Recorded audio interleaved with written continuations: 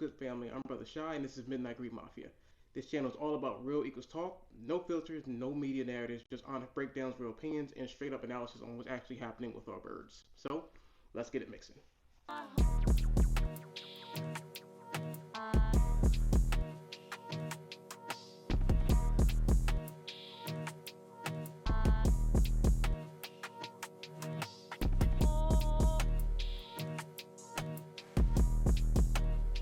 Well, I was hoping that my first video would be a happier one, but the Eagles are one of them in the playoff, which sucks. It's absolutely ass. This season has been a dumpster fire from the very beginning, and to finish it all off, we got styled on at home. At home. That's absolutely lame. Everybody in Philadelphia felt this collapse happening, not because we were pessimistic, but because we watched the offense every single week. For one half, the Eagles actually looked like a functional team. They moved the ball, they scored, and they kept the tempo up. And for a moment, we thought, okay, you know what? This could actually work. Then halftime would hit, and the offense completely collapsed. Again, there was no adjustments, no creativities, and no answers. During the game, Philadelphia averaged 5.3 yards per play on first down in the first half. In the second half, only 1.5 yards. That's not execution. That's actually fucking failure. They went under center 7 times after halftime, ran the ball all 7 times, which was predictable. Zero play action, zero misdirection, zero imagination. This team had 8 games this season where they scored 7 points or fewer in the second half. But there's a positive. It's official that the Eagles have finally moved on from Kevin Patullo.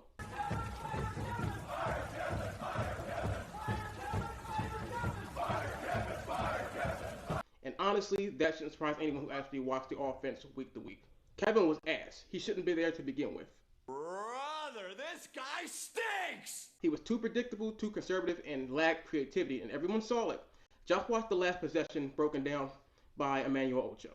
Game on the line, the season in the balance, and we call 4 verticals out of a standard 2x2 formation with our season on the line. Make it make sense.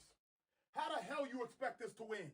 Right now, the Eagles are going to do the most basic thing and wait until I show you the next 2 plays because that's really going to infuriate you. It's a 2x2 formation, as basic as it gets. The Niners are on a pure cover 4 defense. Quarter of the field. You want to know what that cover 4 defense is going to stop down here at this red zone? 4 verticals. He's dead. He's playing off. He's dead. He's dead. He's dead. It's a wrap. But this is all we got now. As fans, all we wanted was some unpredictability. Do something else! Do something else! That's it! That's all we want! We all knew that this man shouldn't have been there. He wasn't qualified, and every week when we wanted answers, he couldn't give them because he didn't have the answers himself. You don't know what I'm doing! I'm so fucked here! But you know it, and I know it. Yes, Patullo deserves to be fired. But this season doesn't just stop with him. It stopped with Nick Sirianni. Nick called it a tough decision to let Patullo go. Don't seem too tough to me. His ass shouldn't have been there in the first place. And that this decision had to do with the direction of the team and where the team wants to go. Because when things started to fall apart, Kevin Patullo had no answer for it. When the offense stalled, he had no fix for it. And it was the same thing over and over and over again. I thought it'd be different, but it's more of the same. And when it became obvious that it wasn't working, he let it continue because he didn't know what he was doing. This is basically the 2023 season all over again, down to the same collapse, the same excuses, and the same ending. It was the same coordinator with a different face. And Nick Sirianni is not the ultimate end-all be-all solution to the problem. Nick Sirianni is not an offensive problem solver. He worked with his elite coordinators to prop him up. Without elite coordinators, Nick Sirianni doesn't work. Think about it. Shane Steichen, Gannon, Super Bowl appearance. Brian Johnson, Sean Desai. Made it to the playoffs, early out, dysfunction on the team. Kellen Moore, Vic Fangio, Super Bowl and a Super Bowl win. Now this season, we had KP and Vic Fangio, an elite defensive coordinator and someone who doesn't deserve to be there. Mid-season, Nick Sirianni needs his coordinators to elevate him. Without that, nothing works. And now we search for our new offensive coordinator. And the pressure is real because whoever come in has to build on the talent that we already have, not invent it, because we do have the highest paid offense in the league. The Eagles firing Kevin Patullo tells me one thing. They know that the Super Bowl window is still open, and they're done wasting time with people who are not qualified. This move isn't about scapegoating. It's about the urgency that we have within our own organization. The next coordinator has to be experienced, has to know that he has to be there for more than 1 year, and he has to elevate Jalen Hurts, and he has to maximize the roster immediately.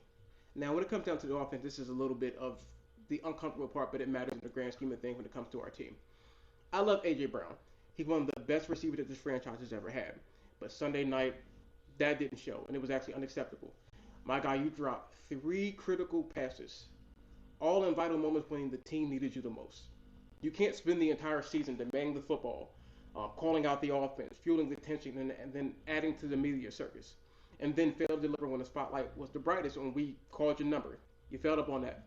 And what spoke louder than anything, what spoke louder than words or his actions, right, was that after the game, he didn't talk. He didn't talk to anybody. There was no accountability. There was no explanation. Just gone. He just dapped up his teammates and went about his business. And that matters in the grand scheme of things when you talk about the culture in the locker room.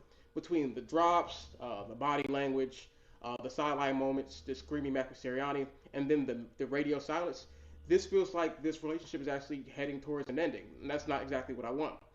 I hope that the team does figure it out, but I don't think that A.J. Brown finishes his contract in Philadelphia.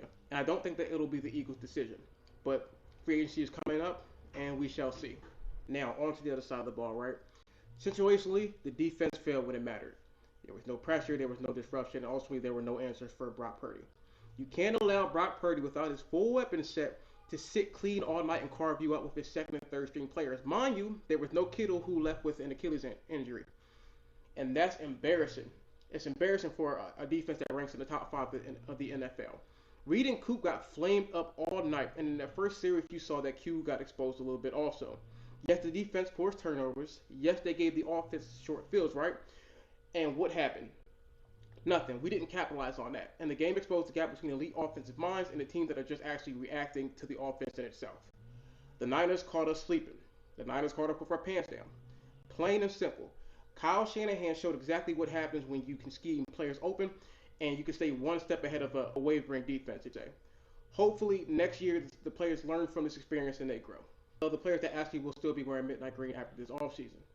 This offseason isn't about just replacing the offensive coordinator. It's about who's not coming back. The Eagles are heading into 2026 with double-digit pending free agents and very little cap flexibility, meaning this is not a running back year. It's pretty much a hard decision year. There are starters, there are people who contributed, there are fan favorites, and some of them have already played their last snap in midnight green. They can't pay everyone, and honestly, that's all part of the game. This front office has to decide who fits next year's version of this team. They need to figure out who's aging out and who can be replaced cheaper through the draft. And at the same time, they got young core players due for extension, guys who are about to get very, very expensive, and rightfully so, they deserve it. But this is where Howie Roseman earns his money and he works his magic. He's done it before, and I'm pretty sure he'll do it again this year. I wouldn't call this year a rebuild year because we have the bones per se. It's more kind of like a restructure. These decisions will decide if our Super Bowl window is open or if it slams shut quickly in our face. And that is why firing KP mattered. It showed that we're not selling for the BS and the mediocrity. And now the roster decision has to match that same urgency. So, where does this rank the 2025 Eagles? For me, this season earns about a C-, right? I give myself a C. And honestly, that might be a little bit generous. Not because the roster didn't have the talent, and not because our expectations were too big, because we just won a Super Bowl, right? But because the same problem showed up every single week and nobody fixed them, even though it was looking them dead in the face. Look at me, sure. Look at me, sure. I'm the captain now. We called for it week after week after week, and the BS still lingered. This team would start fast, they would finish slow, and they would collapse in second halves. And mind you, they failed to adjust, and we just lost games the same way over and over and over again, the same repetition.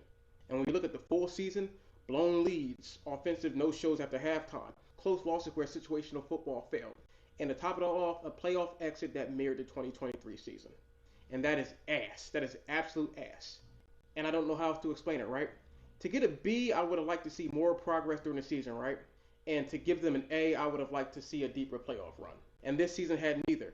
Yes, they made the playoffs, right? But with this roster and all the talent that we have, that's the floor, not the ceiling. We need to be aiming higher. Well, aim high, Willis. Aim high. When this season ended, nobody said, oh, the Eagles got it together, we figured it out. We just said, I thought it'd be different. But it's more of the same. And to me, that equates to a C- season. We were too talented to fail, we were too flawed to succeed, and far too predictable to make it to a Super Bowl. So I ask you, do you think a C- is fair, or am I being a little bit too kind? And is firing the OC enough, or does it eventually go higher? Does Nick Sirianni lose his job also? Go ahead and drop your opinion in the comments. Let me know if you agree or disagree with me. And I know the season's over, and I know, yeah, this is ass, right? But this isn't the end, it's just the beginning. Looking forward to growing this channel, building this community, and breaking down the team the right way.